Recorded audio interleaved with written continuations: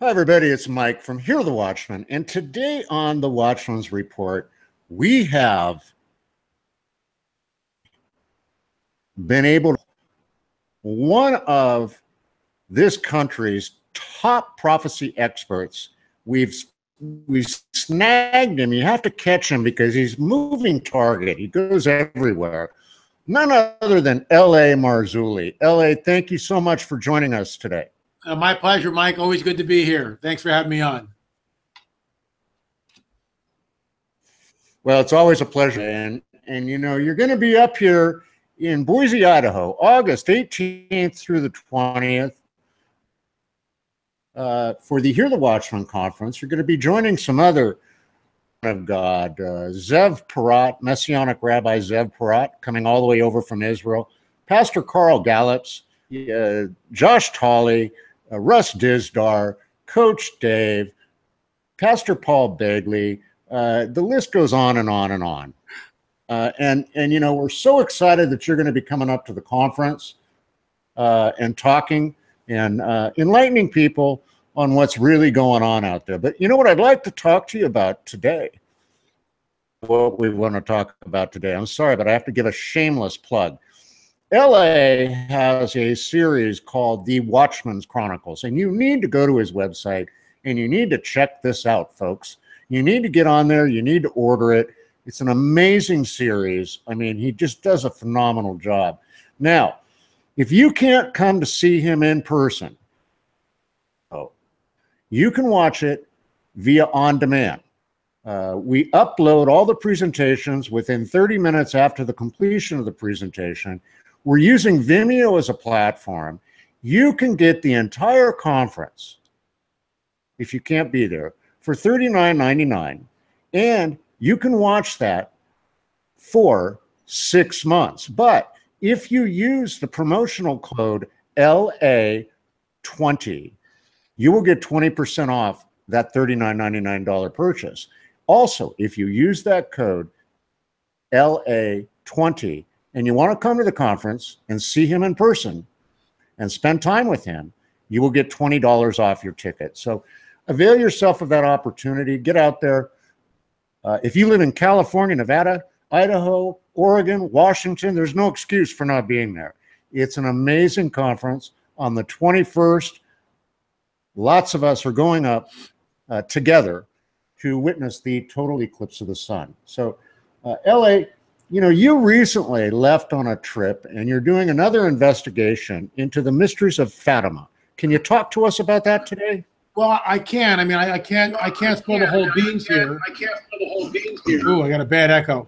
But you know, the bottom line is this: that there's nothing like going to a place that you're writing about.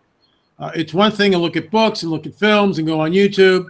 It's a whole different deal when you stand in Machu Picchu, or you're at Sacsayhuaman, or you're at the Ohio Circle Mountain, or any of the other places, or Fatima, where we just got back from, and or Teotihuacan in Mexico. I mean, you go there and it changes your paradigm. And frankly, going to the sanctuary at Fatima, which, by the way, it looks like a mini Vatican. It is absolutely humongous. It can hold upwards of 1 million people, literally. A million people can attend in the courtyard. When we were there, there were several thousand, probably up around maybe 2,000 or 3,000 max.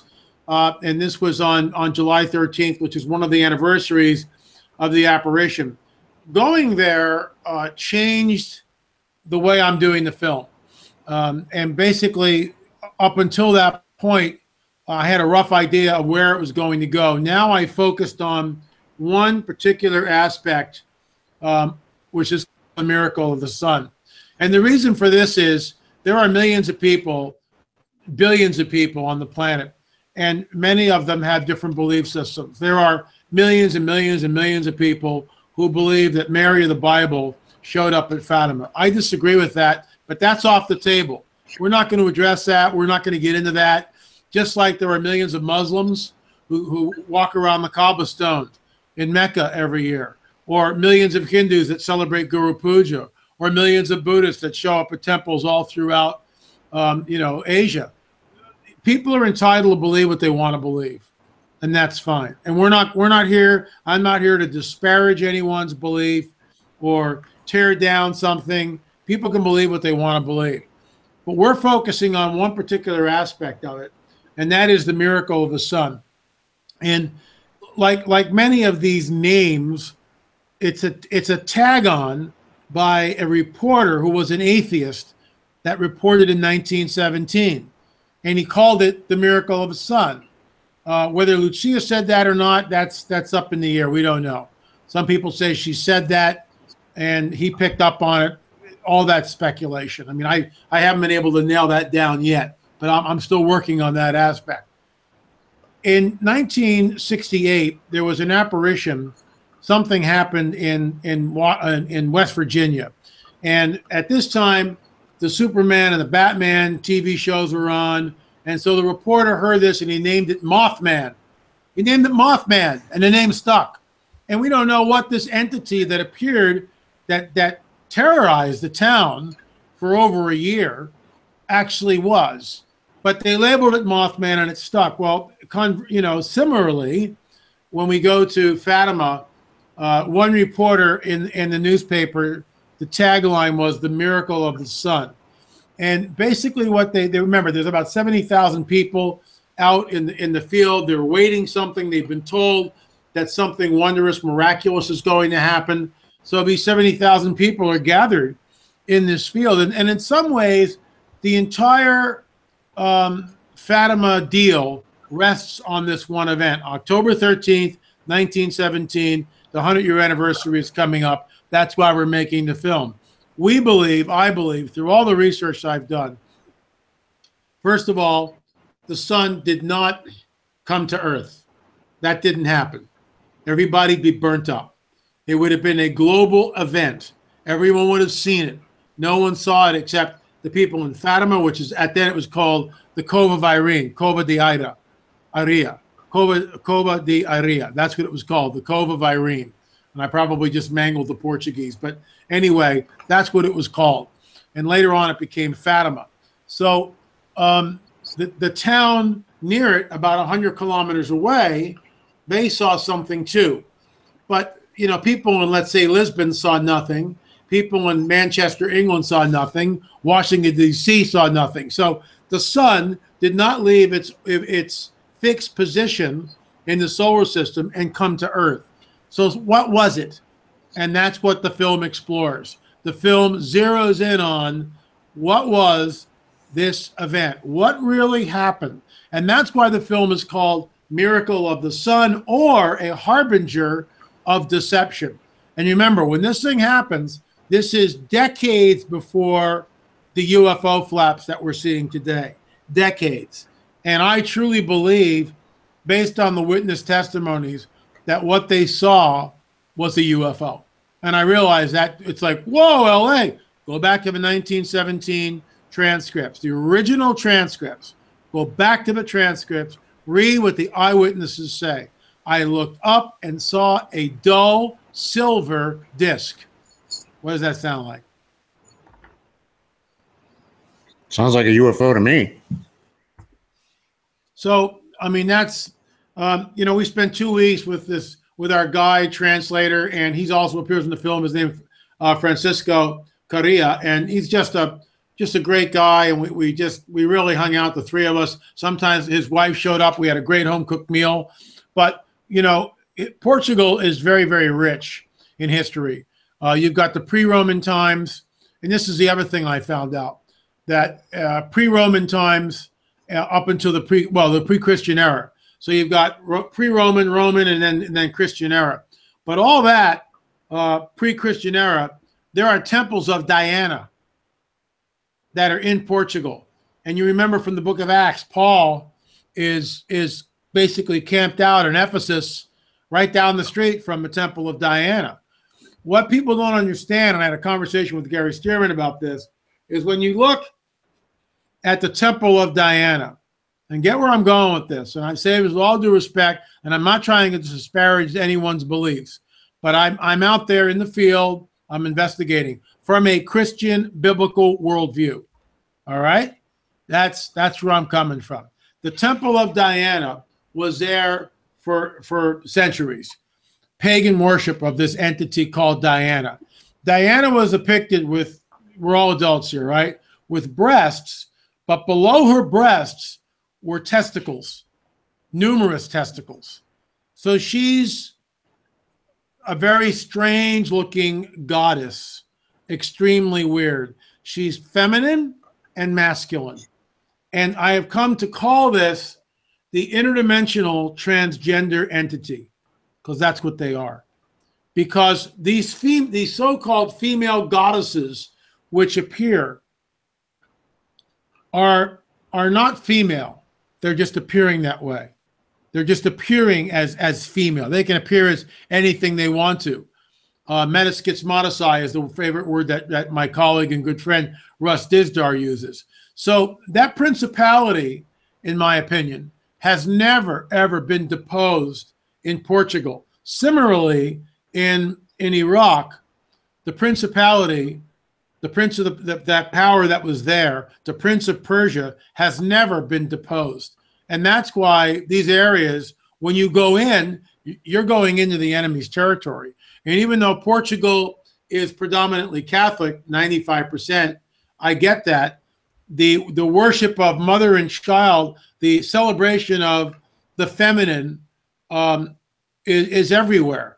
Portugal was basically a matriarchal society before the Christian era. When the Christians came in, and later on the whole Mariology deal, that goes right along in step, with my opinion, with the Temple of Diana and these ancient pagan rites and worship that was done in the area. There's also another dynamic which most people aren't aware of. There are literally hundreds, I'll repeat that, hundreds, if not thousands, of apparitions all through Portugal's history. So this isn't something new. Fatima was, according to some people, was created by the people. It was created by the people. The church really distanced itself from it for quite some time, and then later on embraced it because the people wouldn't let it go. So I'm not here to argue what appeared to the children. If people want to believe it's Mary, that's fine. I won't even go there. It's not worth it, because it just goes around and around and around, because no one saw the apparition but the three children, and Lucia, Francisco, and Jacinta. And Francisco and Jacinta died before they reached their teenage years. Francisco died several years later. Same thing with Jacinta. She was like, I think, 9 or 10. Francisco was like, 12, maybe getting up to 13. That's it. So we have one seer, Lucia, who goes into adulthood. That's all we have. And what people don't know either about this, and again, we might touch on it lightly, but it's very interesting. Lucia was hustled off to a convent and given a vow of silence for 15 years. So there's a lot of really weird dynamics going on with this deal. I'm focused as a filmmaker on one aspect, like a laser. What was the miracle of the sun? And that's why we sit down with researchers, scientists, historians, philosophers. I mean, just a whole group of people that have studied this, part of the research team, going back to Fina de Armato, who wrote the original book, with Joaquim Fernandez, and we interviewed Joaquim Fernandez on this. We interviewed Fina de Armato, passed away in 2014, so we interviewed her daughter at Fina's house, which was incredible, with all the documents she wrote, over 44 books. So the woman was a news hound. The woman was a research rat. She really was. She was amazing. And I got to see some of the voluminous books and notebooks and record keeping that she made. So look, something supernatural happened. We're not disputing that. The whole purpose of the film is to say that, and I'm sort of giving the end of the film away, but not really. The purpose of the film is 70,000 people were there, and their paradigm was rocked and changed. That's the purpose of the film. It's a warning. And basically, let me put it to you this way, Mike. If a knock on the door comes at 2 o'clock in the morning, do you just open the door and let the person in? Why would anybody in their right mind do that? No. You go, who are you? What do you want? And then you go click, click with your, 30 odd or whatever you got handy, right? Your 12 gauge. And then it's like, that's it. You don't let anybody in at 2:30 in the morning. And yet the people are embracing this thing like this is it. It's a miracle. We don't know what it was. We don't know what it was. We know from the testimony from the witnesses in 1917 that it was an object, a dull silver disc that danced in the sky. And then, unbeknownst to most people, there was a flyby that went south to north. It came down over the crowd like this and then went back up. And some people say it was less than 100 meters above the heads of the crowd. So that's what we've uncovered. It is phenomenal. I'm in post-production. If you're at all interested, and I would ask your viewers to go to the WatchmanChronicles.com, the WatchmanChronicles.com. We've got a pre-sale. You save $5. Help support what we do. And the film will be out sometime in September. We've said September 1st. We're still shooting for that, but we'll see. But definitely in September. I mean, I'm already in 15, 20 minutes into the film. It'll be about an hour long, a little over an hour. The WatchmanChronicles.com. Thank you ahead of time for your support. And again, we don't talk about the apparition. We could. We found a lot of interesting stuff about the apparition, but I'm not going to go there. I just felt it's like why pour gasoline on the fire? There's just no point in it, because those who believe that it was Mary of the Bible aren't going to move off of that. And so that's off the table. I don't believe it was Mary of the Bible, but that's my belief. I'm not going to disparage someone else's belief. What I will go and look at is the events of October 13th, 1917, the so-called miracle of the sun. Wow, LA, that is powerful, powerful stuff. And folks, again, visit his website, lamarzulli.net. Go there, find out how to get a hold of the Watchman's Chronicles. Get on there, be a part of what he's doing. This guy, I'm not kidding you. I have known LA now for several years. Doesn't do anything halfway. I mean, when he goes out there and digs into this stuff, I'm telling you, it's extensive.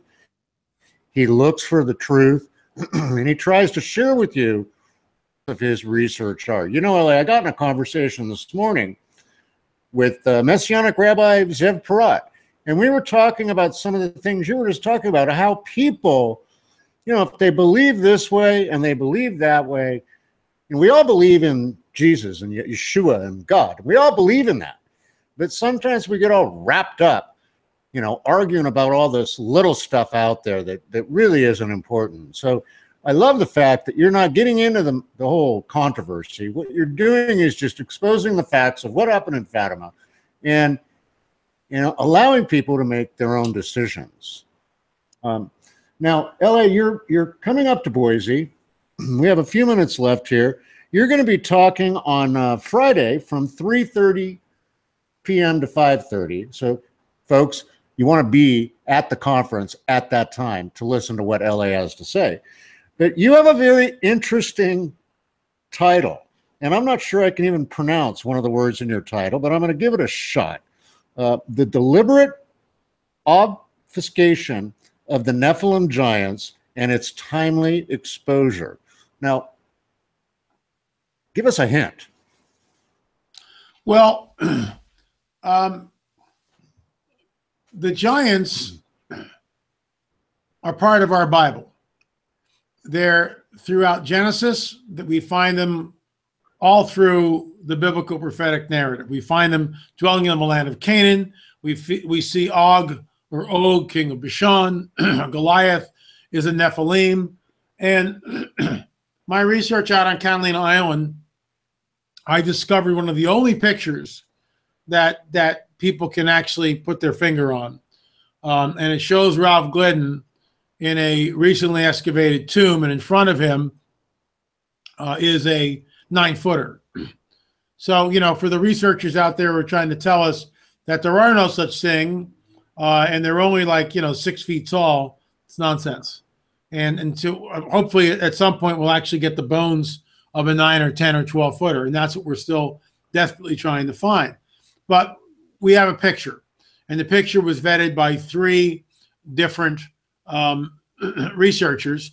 Catalina Island Museum, where I had access to the archives and was able to find that picture and then have it analyzed. When I went back, they redacted the picture. They cropped the picture. And of course, I went online and railed against that. And that did something. Apparently, Chief Joseph was out there about a month and a half ago, and they went there and they printed the whole picture. So the whole picture is back up on the wall. And of course, you know, they won't say it's a giant. Don't confuse me with the facts. You know, I've talked to the head archaeologist out there. They're not interested in my research because it goes against the party line. It goes against the Darwinian paradigm. Well, if it wasn't a 9-footer, what was it? All they can come up with, well, Glidden made it up. Well, if Glidden spent the time and resources to pose in front of a skeleton which he made up, then why didn't he do anything with it? And he didn't do anything with it. So it's a straw man argument. It's just a straw man argument. You know, we'll just say this because we got nothing else to say. Meanwhile, do your own research. You would think that these people would be out there looking, because, you know, Catalina, he didn't get it all. And the Channel Islands, which is right outside my window here, who knows what's out there? There's stuff out there, I'm sure. But Catalina is controlled, and it's a conservancy, and the public can only go into Avalon area. It's all fenced off. You can't go into the interior. Now, I flew into the interior of Catalina and was picked up by a friend of mine, Jim Watson, and then we drove in through the interior, and I got to see how it looked. It hasn't changed since Glidden was there. There's guaranteed there are other burial sites. Glidden, I don't believe Glidden got them all. I could be wrong because I know he was very, very active on the island. But I mean, that's just one obfuscation. We know that the Smithsonian went out and gathered up the bones. We know that Native Americans talk about it, and it's just dismissed. It's just like it's dismissed. Why? Because it points back to the veracity of the biblical prophetic narrative. So, you know, some of this we're going to be talking about that, and of course, hopefully we'll have some new DNA results, but we'll see. Well, that's awesome stuff, L.A. And listen, I want to thank you for coming on the show today and spending some time with us. You know, folks, listen, if you can't make it in person, watch L.A. live on our on-demand Vimeo platform. Use the code LA20, save yourself 20%. Do it if you can watch them for 6 months, and all the other speakers as well. We're so excited to have you up there. We'll see you in a couple of weeks, LA. Yep, that's there. it. Until next time we see you, Lord, God bless each and every one of you. And remember, there's no need to be afraid. God's got all this, but be informed. So we'll see you next time here on the Watchman's Report.